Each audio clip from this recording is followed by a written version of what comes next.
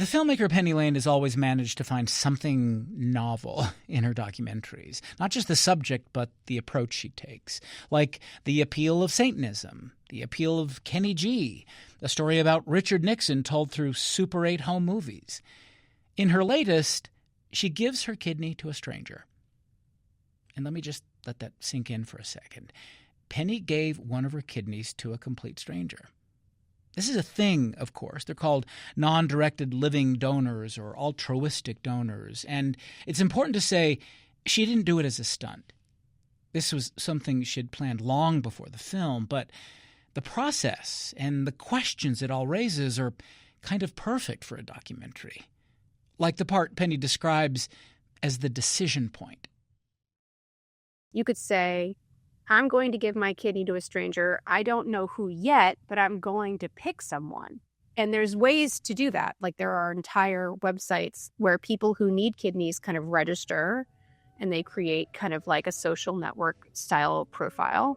And then you could sort of pick someone off that list.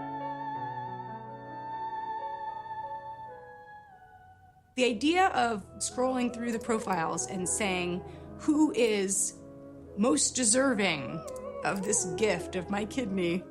I presume a lot of that is that you want to control the unknown. You want to be able to feel confident that the person that's received your kidney is like someone that you think of as a good person. I guess I do understand that, but I don't even have a therapist because I don't invite complicated relationships into my life. And so to me, it feels like the potential of like some complicated relationship with a recipient just seems like not something I need. I'm perfectly willing to imagine that somewhere in the world there's a person whose life is improved, and that feels very satisfying to me. But I was very adamant from the beginning that I wanted it to be truly anonymous. That for me was like the more, I guess, morally interesting exercise. Like, you know, why burden someone with a sense of obligation? Why have someone have to try to say thank you when you can't really ever appropriately thank someone for saving your life? Just let it go. Like, just let it be a free, anonymous gift from the universe, you know? But a surprising number of people, to me, a surprising number of people would say, but what if it's a bad person? Yeah. Well, let's talk about the device you use in the film to give people an image of someone they may not agree with. And this is a guy named Nelson Gibson. He's a real guy. Has bad kidneys. He goes through dialysis. And he takes with him when he goes, well, an increasingly large series of cutouts of Donald Trump. He's a Trump guy. Nelson Gibson says he spends about 3.5 hours a day, 3 days a week, undergoing dialysis. His family is not allowed to sit with him that long, so when he first started getting treatments, he brought an 8x10 photo of President Trump to comfort him, and he says no one complained. He then started bringing a miniature cardboard cutout of him standing next to a photo of the president, and again, no one complained. But when he returned for treatment Tuesday, he brought a life-size cutout of the president. He says the mood changed. They told me it was too much. It's a really good joke. It's a good joke, but it does take people to the place where, do I want my kidney going to someone I don't agree with politically? Yeah. And also, like, it is different for different people. I mean, there are people who go and give a kidney and they're like, I want to make sure my kidney doesn't go to a racist or, you know, doesn't go to a religious group that I feel is bad. Like, there are people that do make all kinds of choices like this. The whole point for me, and I say this in the film, is that that's like everyday life. That's what we do all the time.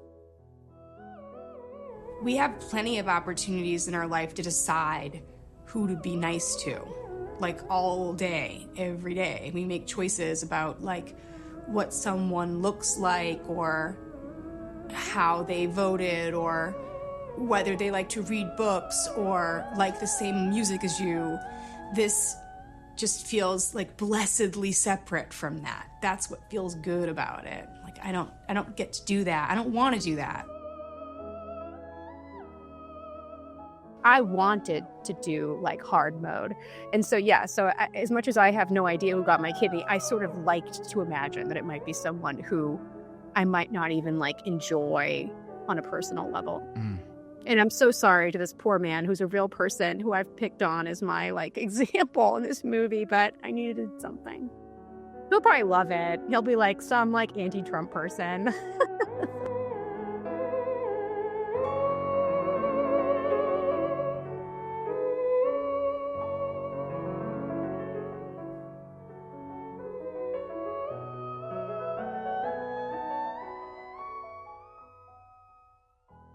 This is Radio West. I'm Doug Fabrizio.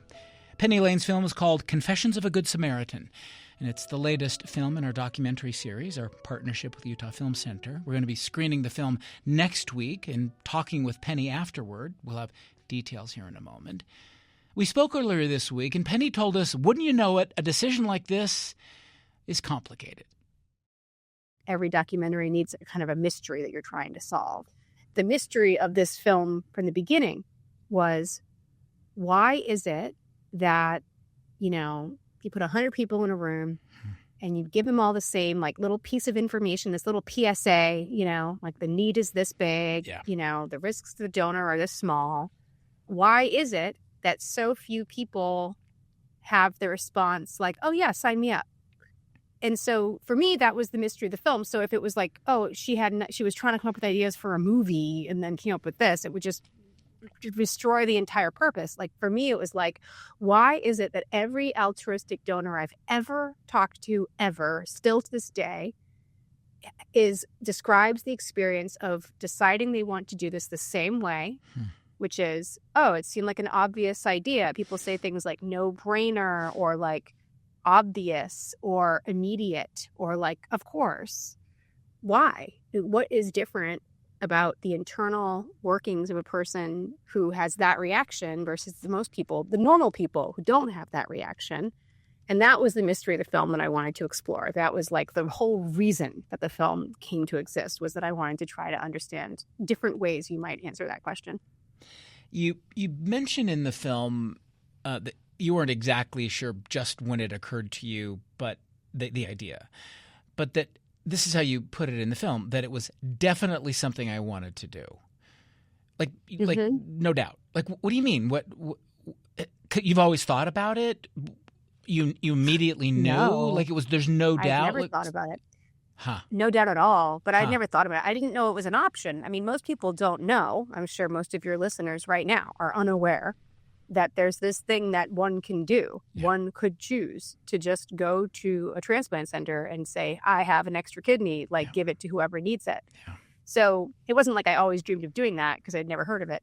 As soon as I heard of it, I was like, that's something that I could do and would like to do and should do. And I guess the way I describe it, another great mystery of the film, is that I don't think we know why we do anything, frankly. But I think we're very good at coming up with culturally accepted post hoc arguments that explain essentially our mysterious impulses.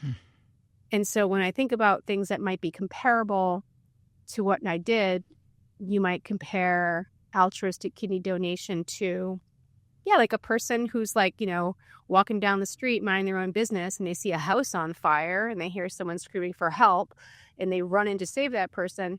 Nobody ever asks them later why. You're not like, well, of course you understand why. I mean, somebody was going to die if I didn't intervene. Somehow, perhaps, this idea of this abstract stranger who needs a kidney might have impacted me psychologically in that way. Yeah. Where it just felt like as if I saw somebody, drowning in a river or burning in a house, and I just made the decision to go save them. Of course, the difference is that it took another year and a half to get to the point where I had the surgery. Plenty of time to have doubt later. But the initial impulse was, there was no doubt at all. The other thing you could compare it to is choosing to have a child. And I'm a woman, so maybe this is personal to me, but when someone decides they want to have a child, they're essentially choosing to, use their body to extend life to another person who essentially will be a stranger, an unknown person. And, people don't really ask you why, because we just sort of accept that's a thing people do for normal reasons that we, expect. So I think those are two comparisons I sometimes make to try to help even explain why the question why feels strange to an altruistic donor. You also talk about, early on anyway in the film, how you just had this feeling that even though an earlier part of your life, you'd gone through some rough stuff, but you had arrived at a point when you were feeling like the luckiest person who ever lived, like really blessed. Take us through that part, how you felt like it's like you kind of felt like you kind of, I don't know, owed something to the universe. That seemed to be part of how you were thinking about it. Absolutely. I do think that people who feel gratitude for life, for their own life, tend to be more generous. I feel it myself when I'm feeling frightened or like my own survival is under question. I don't feel particularly generous. I feel quite protective of myself, hoard those resources. I need them. So yeah, I think for me, it was just I grew up fairly precarious. And so my sense that I was safe or that life was safe was pretty dicey for a long time. And so once I was kind of well into my adulthood and I felt I'm okay. It's not like I'm some kind of millionaire, but I'm okay. I'm probably not going to die alone on the street, homeless, I think I started to look around and feel it's time to sort of give back. One of the really interesting parts of the film is how your feelings about the idea of giving your kidney to a stranger changed or evolved. The morality of it, the attitude you had about it, they change in really interesting ways. And we'll get to sort of where you end up to some degree, but let's talk about where you were when the project began. How are you thinking about this when all of this began? And we can compare it later to where you ended up. Well, I think I thought, as I mentioned before, the idea that I would do this felt so obvious and so a no-brainer and a given that I felt quite confident about it, almost cocky, but yeah, I was quite confident and I was a little bit evangelical about it. I was I want people to know about this and I want people to know that it's an idea that could be pursued. It's more doable than they think. And so I was talking about it a lot, and becoming a little bit defensive about the ways that sometimes people reacted negatively to it. But yeah, kind of a little more aggressive, a little more confrontational. At least this is how I shaped it in the film, Doug. Yeah. There's a little movie magic there. Oh, really? Okay, yeah, I figured. I mean, a little bit, it's all true, right? But I had softer moments, I'm sure, at the beginning. But that was how we shaped the character at the beginning. And by the end of the journey, once she's kind of been through it all, and, turns out that I'm terrified of surgery, which I didn't know because I had never had surgery before. Yeah. And I had quite a lot of fear and anxiety and just kind of meltdowns leading up to the surgery. And, when people ask what's it like to give a kidney, I would just ask, what's life like? It's, are you the kind of person who gets really anxious? You might get anxious about this, or maybe you're chill and you take everything in stride. That's probably how you'll experience this, I found it quite hard, a lot harder than I anticipated it being. So when I came out of surgery and kind of in the months and years afterwards, I felt more understanding of why it's more complicated than I was giving it credit for at the beginning. Yeah. It's harder than I thought it was. Still not as hard as most people think it is, but harder than I expected. And just very emotionally complicated and intimate and strange and spiritual. And at least the way I did it, I came out the other side having really put myself through the ringer in terms of questioning my own motivations, questioning my own reasons for doing this, questioning, again, the doubt, should I be doing this? Maybe this is a stupid idea.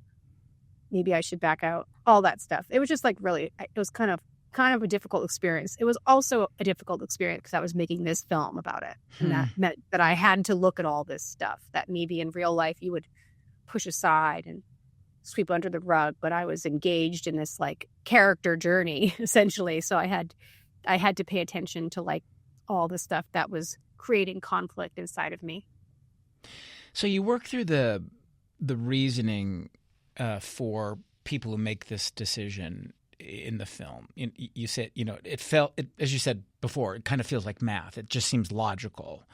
Mm-hmm. But it turns out, you say, people the word weird comes up a lot. People find it weird when they hear someone is giving their kidney to a stranger. Yes. You say that it seems weird. We sort of concede it. Just it's weird. Will you talk a little bit about that? Why do we think it's weird? Where is that coming from? That idea? Well, it's pretty interesting because like it is kind of like a lot of people's first reaction is kind of like, what's the catch? Yeah. I think what ultimately makes it weird, and this is a new technology. Yeah. At every stage of development of transplantation, our moral and ethical reasoning around what is weird or normal is adjusted. When we first started being able to transplant kidneys, it had to be between identical twins. That was the only way that it would work because we hadn't yet worked out the immunosuppression technology. There was this surgeon, Joseph Murray. We knew that in identical twins, you could have successful grafting. The skin would survive. But we never dreamed that we'd find an identical twin, one dying of kidney disease and another one willing to give a kidney. It was like, we can actually do the first, organ transplant. You're going to see a man voluntarily jeopardize his own life to save the life of his brother. And you think now, like, well, twin brother, of course a twin will give their kidney to their twin. I mean, that's like, you would not necessarily expect that, but you wouldn't think it was weird, would you? Like, it's just like, of course this twin would, sacrifice their kidney for their twin.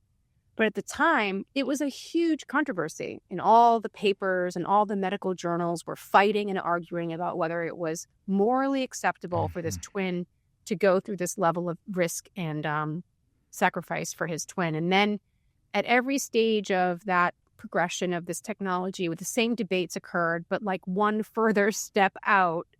Do you know what I mean? Like, it's like now it's mothers and fathers, and now it's cousins, and now it's, distantly related people, and now it's strangers, like full-on strangers. And I think that there is something about the stranger that is central to understanding this whole thing. That's a line. There's a line there.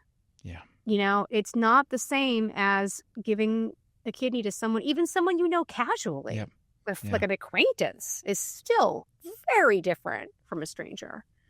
The idea of what we are obligated to do to help a stranger at expense to ourselves is pretty muddy. I mean, the answer is almost nothing, kind of. Like, it depends on the context, but most people kind of think, on average, nothing, like, is what I owe the stranger.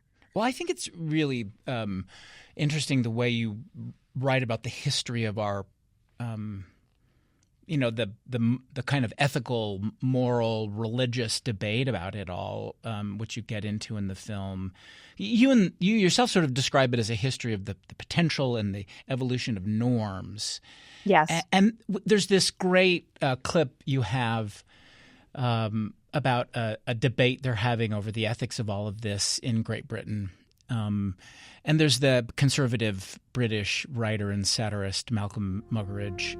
It is a feat which makes medical history, no matter how short the further survival of the patient might be. Do you agree with that? How are we going to deal with the inevitable fact that this operation is here, and thank God for it, and that it will be performed in great numbers? Man is made in the image of God. Now I wonder what the fury of heaven would be at the notion that our bodies are collections of spare parts. All their hands are... There is at least one transplant patient in this audience. Shouldn't they have a right to say what they think about it, instead of us deciding whether they should be transplanted or not? Would the transplant patient make himself known? Is it you, madam? All I can say is I'm very grateful for my spare part. So talk a little bit about that, because there's been this evolution about how difficult it was to sort of work through all of this. Yeah, but I would only push back by saying that it is still difficult to work through this. Yeah. The ethics and the morality of organ transplantation is still controversial. Yeah. it's still controversial. And there are still a lot of people who feel that it's a violation of whether it's their sense of purity, like God made me this way, or their autonomy, like my body is my own. Like it's a violation to them, the idea that you would cut them open and rip out their organ. And who can blame them? I mean, that's a perfectly defensible thing. I think if you have that feeling, you probably shouldn't give a kidney. Obviously, I don't feel that way, right? But a lot of people do. And I think it's a mistake to assume that we've now reached this sort of ethical stasis with organ transplantation. It's still very controversial. And I always say, very few people give a kidney to a stranger. It's in the hundreds each year in America. Maybe we're up to around like 450, 500 a year now, which is still not a lot of people. But all it's going to take, imagine one of those people dying, which will happen eventually. It's just a game of chance. If 1 in 11,000 or 1 in 14,000 people will die as a result of giving a kidney, then it'll happen eventually. And the first news story about an altruistic kidney donor who dies, that's probably going to be the end of the practice. A lot of this is more based on chance and contingency and just who is looking to score points in Congress that day. There's a lot of stuff like this that isn't as settled as we think it is. These are really chance operations in many ways. Penny Lane. Her documentary is called Confessions of a Good Samaritan. We're going to be screening it with the Utah Film Center next Wednesday night. Attendance is free, but you're going to need to RSVP. You can find details at RadioWest.org. We'll take a break. Come back in a moment. You're listening to Radio West.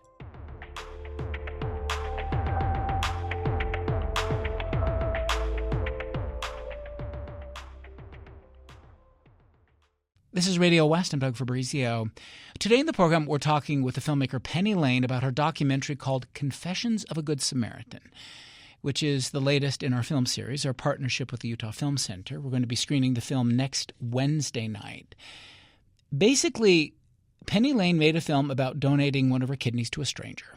And not as a stunt. This was a personal impulse that she shares with a lot of people. And there's a mystery in the film that she wanted to uncover, the mystery of human altruism itself, why some people make extraordinary acts of generosity and why others hesitate. And there's also a question at the heart of the film, just who exactly is your neighbor? Back to our conversation. Part of the film kind of examines how altruism kind of works in the brain. You talked to this psychologist, Abigail Marsh. She's a professor at Georgetown, and she talked about how it used to be thought of as, if you considered something like this, it was considered you were actually insane. But one of the things that she talks to you about is that subset of people who would never even think about this. Psychopaths, basically. She studies psychopathy. Will you talk a little bit about this part of the film? Because I think that there's the idea of a psychopath, and then who would never think about something like this, and what their brain looks like, their amygdala, because you sort of talk about this, and then whether or not the person who would consider this, would want to do this, is the inverse of that, is the mirrored opposite version of that. We talk about this part of the film.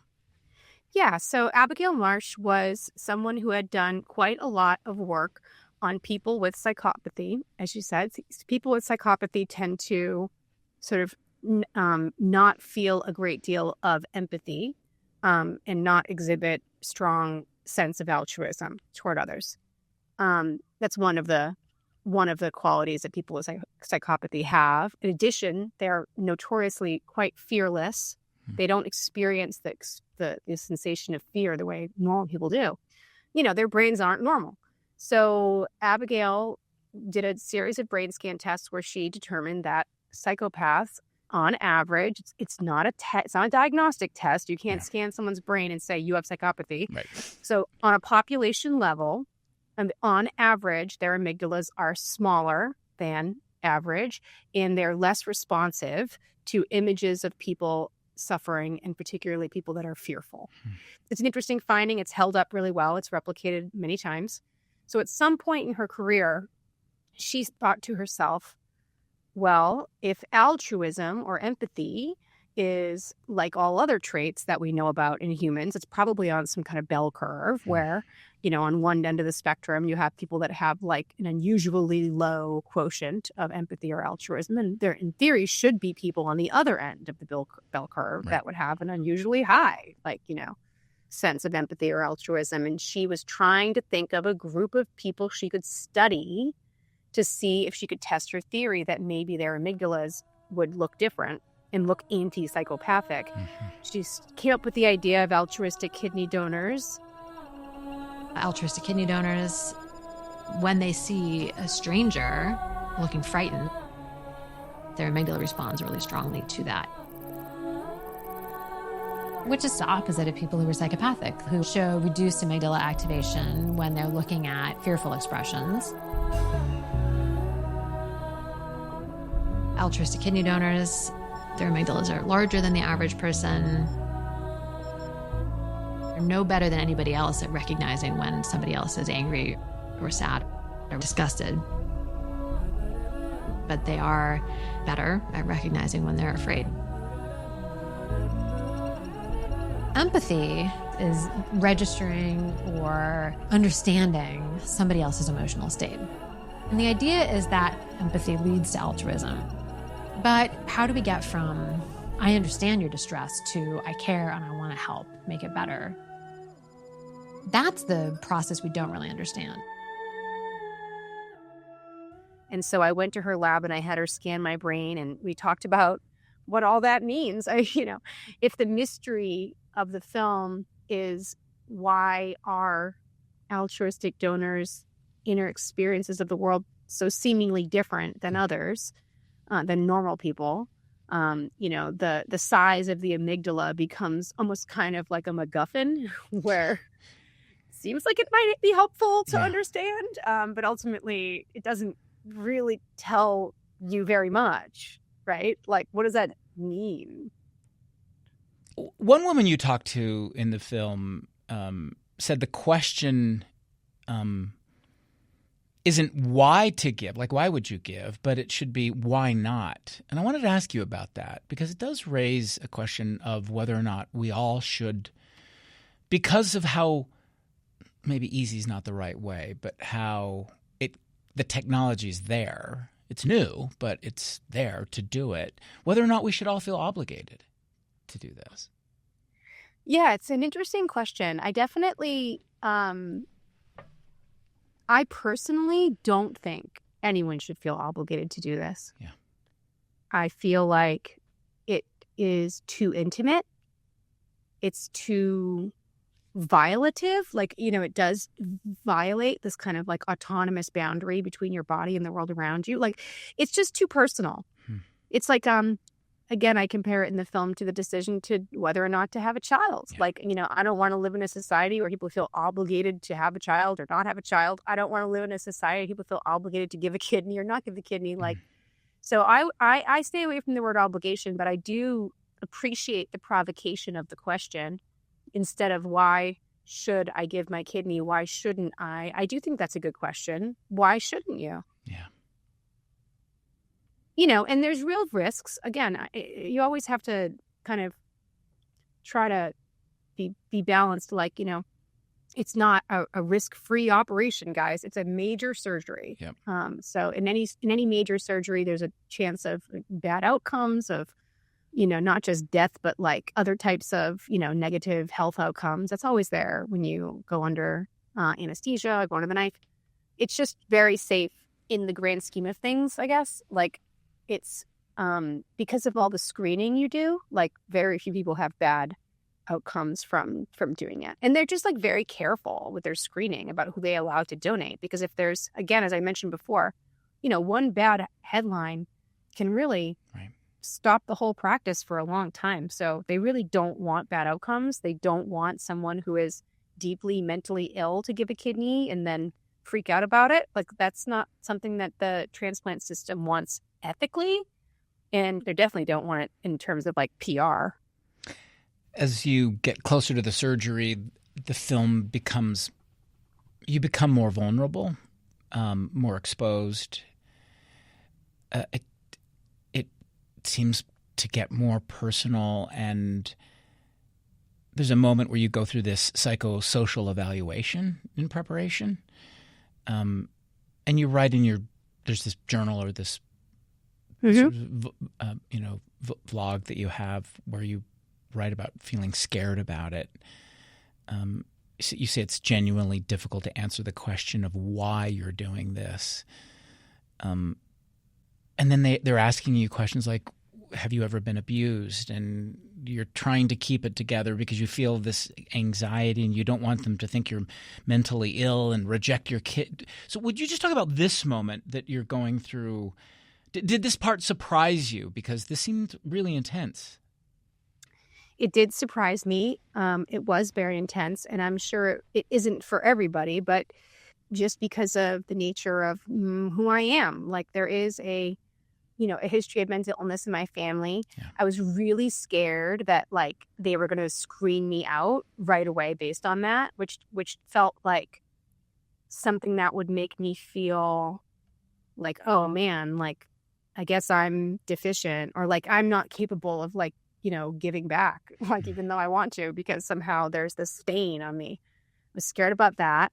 And yeah, I was scared that they were going to ask me, why are you doing this? And that I would have all the same stumbling, at the same way that everyone always asks me, why are you doing this? And I'm always like, I don't know. I don't think we know why we do what we do. And I didn't know if they'd like that way of thinking. Yeah. I was so scared that I was just going to say the wrong thing and I was going to get screened out, and that was going to damage my self-esteem. That was the big, like the circuit that I was afraid was about to get tripped, that my self-esteem would be damaged if they didn't like accept me.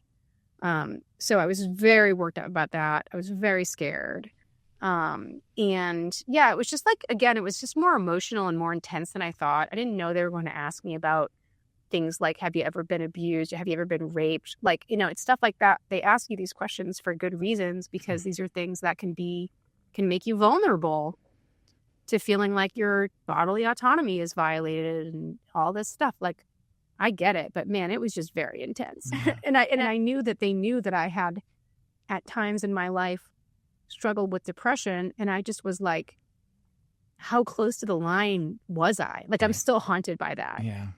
And you were so honest about your thoughts, really candid. Like, there's this moment where you talk about how some of these kind of more selfish thoughts start to emerge. Like you're thinking is when you go in to the transplant center that there's going to be a beam of light and there are going to be, like rose petals throwing at you, and it didn't work out like that. And like a red carpet. Yeah, exactly. And everyone was going to, standing ovation, like my hero's welcome. No, it was just like a standard medical procedure. I just went to the hospital and I did my stuff, and the exact same amount of how much you like being in the hospital for all your reasons, that's what it was like for me. It was not a different type of medical experience. And that I think really did surprise me. But yeah, I was definitely trying to be honest about the fact. And that to me is so important because, the whole time I'm doing this, I'm trying to remember why I'm doing it. I'm like, there's this person out there,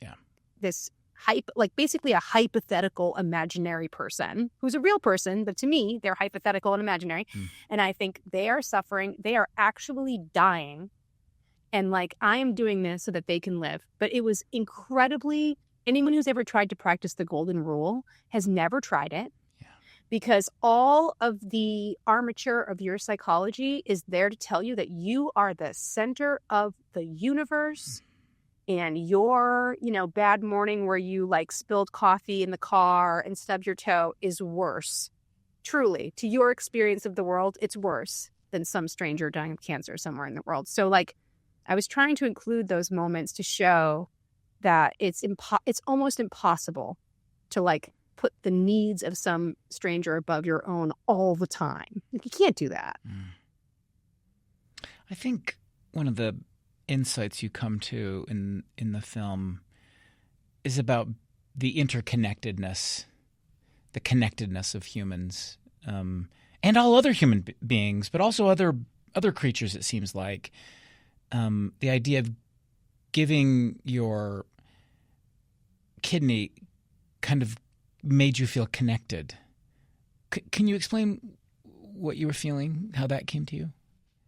Yeah, I mean, it's ironic in a way because it was this stranger, so I never had the chance to kind of, look someone in the face or, hug them or touch them or even just see them and think, okay, this is the person I'm doing this for, which is, by the way, I think has a lot of potential for like very beautiful, important, or like emotionally fulfilling experience for a lot of donors. I just never had that experience. I denied myself that experience. Mm-hmm. So it was kind of ironic that ultimately I still felt through the doing of it, through the act, that I was, first of all, I was making myself into a sick person. Like I was sort of taking on some of the burden that someone else out there had been experiencing. I was making myself spend a lot of time in the hospital. That's not fun. All this stuff.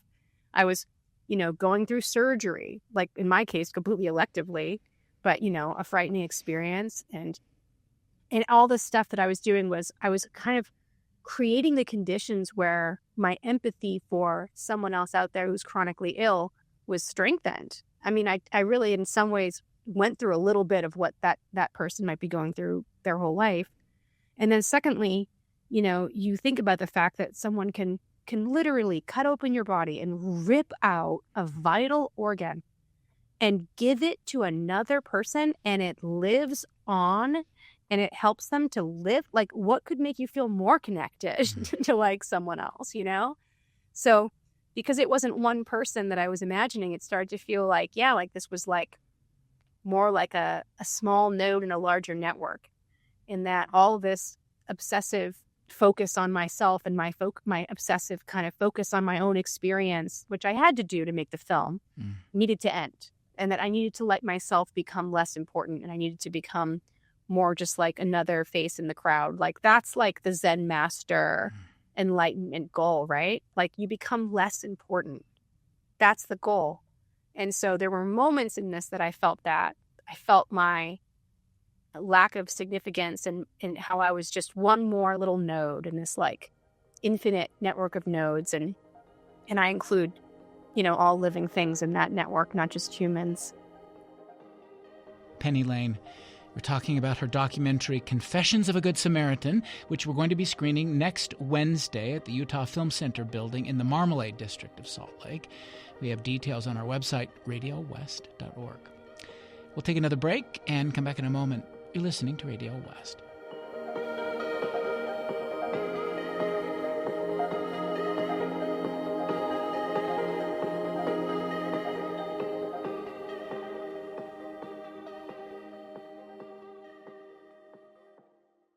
This is Radio West. I'm Doug Fabrizio. Today in the program, we're talking with the filmmaker Penny Lane about her documentary Confessions of a Good Samaritan, where she explores why some people donate their kidneys to a stranger. She says she wanted to know what it is about the internal workings of a person who would do that, what it means to be good, what it means to be a neighbor. We're going to be screening the film next week, next Wednesday night. We'll have more details in a moment. Now, back to our conversation. After surgery, it made me realize just how exposed you were and how vulnerable you were. What was it like to see yourself in that condition? Not just physical condition. I mean, you've just gone through surgery. You're kind of a wreck, but emotionally too. What was that like to see yourself? Yeah, I was a complete wreck. It was impossibly intense. I mean, not a lot of people have extensive footage of themselves, terrified in the weeks leading up to their major surgery, terrified, tense, scared, freaking out. And then also footage of them being literally wheeled down the hallway post-surgery on a gurney, like out, unconscious. I mean, I looked dead. I looked like a cadaver, and then you wake up and I was sobbing and all this stuff. So I think that all of that was incredibly intense, but I filmed around the surgery because I knew maybe there's something here. I only get to do this once, I should film.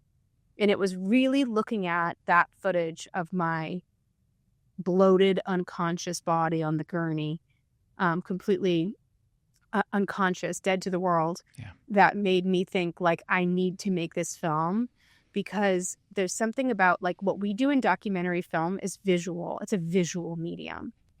And there are arguments that are made that you make without words. There are truths that we express that you can't express any other way. And I look at that image and I just think, like, this was a sacrifice. Like, I sacrificed something here. And I never had ever thought of it that way. And I would never have framed it that way. And my intellectual armature was not telling me to think of it that way. I saw the footage and I was like, this says everything. Like, this was hard because it's actually an incredible sacrifice. This is not like going to get your molars out. Like, this is a moral, physical, spiritual, difficult task. And that's what you see in that image. It's really intense. And then it took me 18 months after that surgery before I could really do my final interview and finish the film.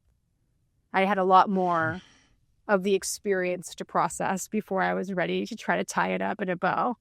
I'm not even sure the film really succeeds in tying it up in a bow, but that's as close as I got after waiting another 18 months to do my final interview. So the name for this, there are various names: altruistic donor, non-directed living kidney donor. One of them is Good Samaritan, which you say early on in the film you're not crazy about that as a name for this. But you came around at the end, and it's an important part. I don't know if you want to give it away, but you come around to a different way of thinking about not the religious, but the kind of moral or ethical part of that story of the Good Samaritan in the Bible. Will you say something about that? Yeah, I mean, it's right there in the title. The title is Confessions of a Good Samaritan. It's meant to be a little bit cheeky. But certainly the reason I came around to, the term Good Samaritan donation instead of altruistic donation is that it reminds you, again, I'm not like a Bible study teacher or anything, but the basic outline of the story of the Good Samaritan, the parable of the Good Samaritan, is that there's, a man lying on the side of the road who's been beaten by robbers and beaten, he's beaten to within an inch of his life, and he's lying there dying. And along on the road comes three people. The first person is a priest, and they just keep going. And the second person is a lawyer, which at that time would have been seen as like a, government official kind of person. And they kept going. And the third person was a Samaritan. And a Samaritan, it's just like a different ethnic group. It's like, oh, he's from Samaria down the road. And Samaria down the road, Jesus would have been telling this story knowing that the Samaritans down the road were like the looked down upon, kind of religious other with a different culture. It was like a little bit of like the enemy of the people of Israel or Jerusalem or whatever. And so anyway, so the Samaritan stops and helps the man. And Jesus tells this story to to the people listening to him in this parable. And he says, okay, so who in that story was the neighbor to the man on the road? And of course you say, well, the Samaritan was. And he says, go now and do likewise. And he's asking you to think about who is your neighbor. And the reason that this is such an important part of this film for me is that there isn't an answer. It's the same question, not why should I give my kidney, but why shouldn't I? It's like, who is my neighbor? Who is it that I owe any sense of obligation or care to? And it's the reason that it is so important, and even though I'm not a religious person, I'm like just basically an atheist with no education on religious matters, but for me it became so important because I was trying to put my story in perspective, and the science story, the story of how my amygdala is big or small or whatever, didn't do anything to help me understand the impulses that were driving me at all. The thing that helped me understood it was that this is a question that every major world religion has wrestled with. The problem of the stranger, call it the golden rule. There's some version of that in every major world religion. It's a vexing problem that we all face. I didn't solve it, but that's not surprising because no one has solved it. There's no solving it. It's an everyday question that we ask ourselves in new, fresh ways all the time. You know, the future of kidney donation appears to be using pigs, like genetically modified pigs, to grow organs that can be used to save people's lives, which sounds great. I mean, that's probably better than asking other people to do it. But I'm like, but what about these pigs, man? Like, they didn't ask to give a kidney. You know, are we at least going to give them a good life in a farm? I doubt it. We're probably just going to kill them and throw them away, which I think is so sad. So, you know, the who is your neighbor question for me, you know, I think is in a contemporary sense quite a bit larger than like, you know, is it other human beings? There's other creatures we need to be thinking about too. Let me ask you one more thing.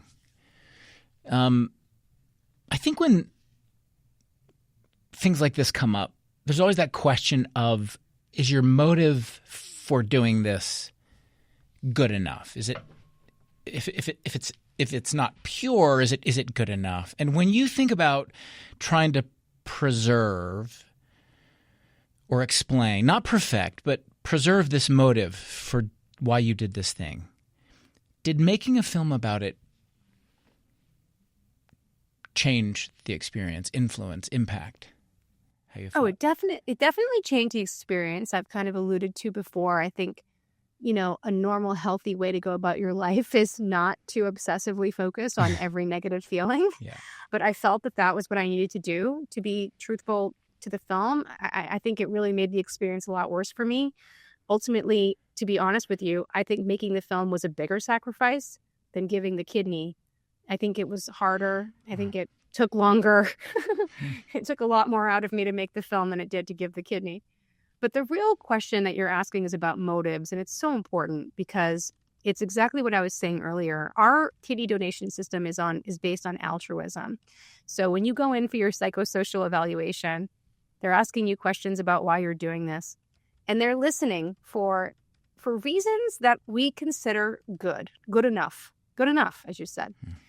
If you go in to a typical transplant center and you say, I kind of hate myself, actually. I think my life is terrible. I've done nothing. I'm a piece of crap. And I want to give a kidney because maybe it'll help me like myself. They'll probably turn you down. That's not considered a good enough reason. The good enough reason is, oh, I heard I could save someone's life, and I thought, why not? Like, that's, you know, if you get into it and you try to, like, you know, sort of say, I'm trying to repair a hole in my heart, you know, those are red flags.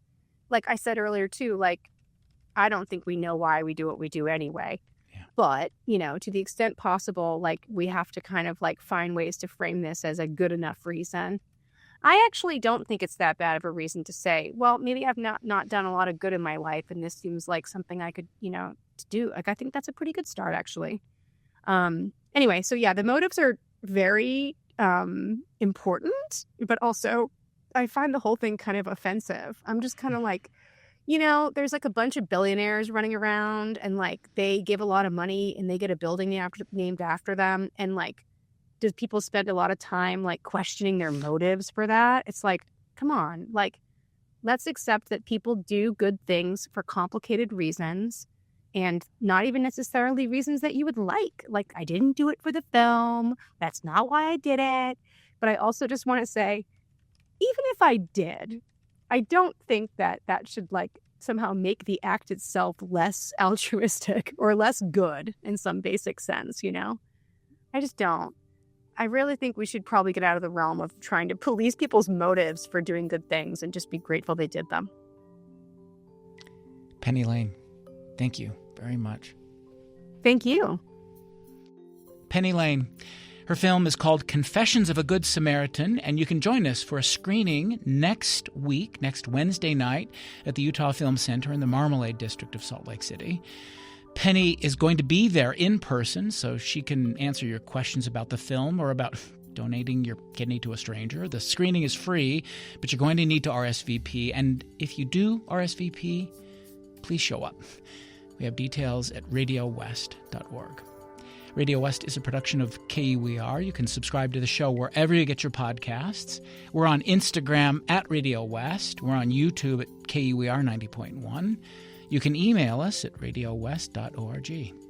Our intern is Aidan Oneida. The program produced by Benjamin Bombard and Tim Slover. I'm Doug Fabrizio.